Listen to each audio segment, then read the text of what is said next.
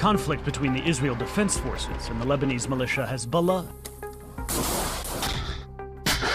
has existed for decades, affecting both sides of Israel's border with Lebanon.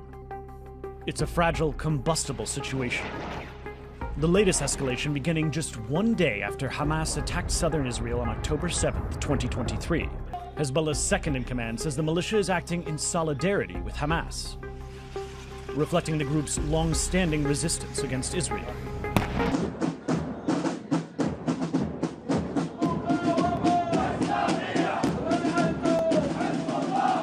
Hezbollah wields significant influence in Lebanon and throughout the Middle East, and security experts say the group's fighting power has noticeably grown stronger in recent years. So, who are Hezbollah?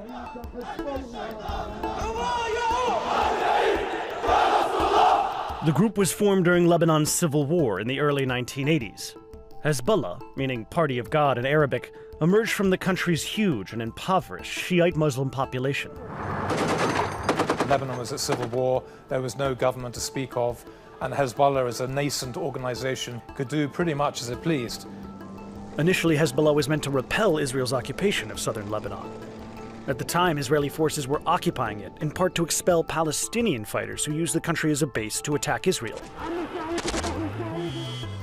As they paraded through the streets of Tehran, their liberated weapons held high, there was an air of celebration. Hezbollah's Lebanese founders were inspired by Iran's recent revolution, and Iran soon supported Hezbollah with money, training, and weapons. But Hezbollah also opposed Western influence in the Middle East. In 1983, bombings at a U.S. embassy and Marines barracks in Beirut killed hundreds. That these deeds make so evident the bestial nature of those who would assume power if they could have their way and drive us out of that area. The U.S. blames Hezbollah for the attacks. When Lebanon's civil war ended in 1990, the country was weak, but Hezbollah was strong and getting stronger. The fighting force had grown into a political power, winning seats in Lebanon's parliament for the first time in 1992. Around the same time, bombings at 2 Israeli embassies and a Jewish community center in Buenos Aires were attributed to Hezbollah by the United States. And in 1997, the U.S. declared the group a foreign terrorist organization. From now on in Lebanon, May the 25th will be a holiday, a national day of resistance and liberation to celebrate the departure of the Israelis from the south. In 2000, Hezbollah scored a big victory. After 18 years, Israel finally withdrew from southern Lebanon, and by 2005, Hezbollah lawmakers were leading government ministries.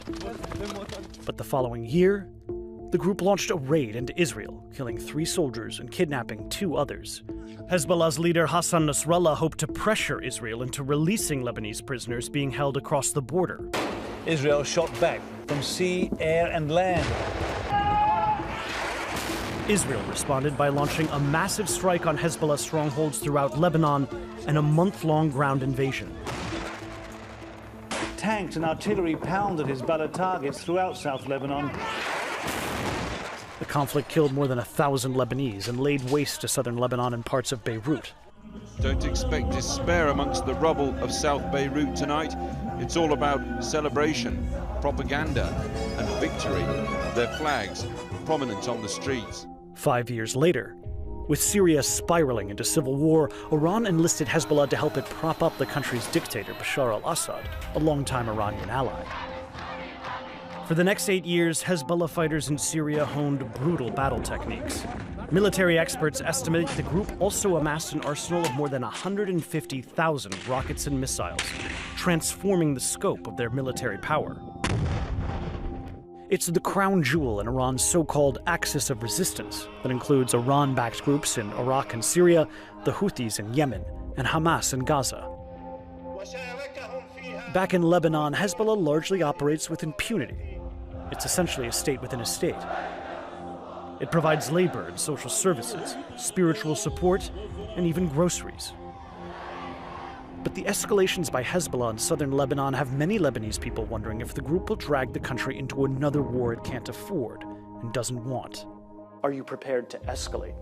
فإذا زاد الإسرائيلي من جرعة اعتداءاته زدنا في ردنا وإذا أوصل الأمور إلى الأقصى أوصلناها إلى الأقصى وزيادة. Hezbollah claims it doesn't want all-out war, but as the strongest weapon in Iran's arsenal, it may end up dragging Israel, Lebanon, and the region into a much larger conflict that threatens the future of the Middle East.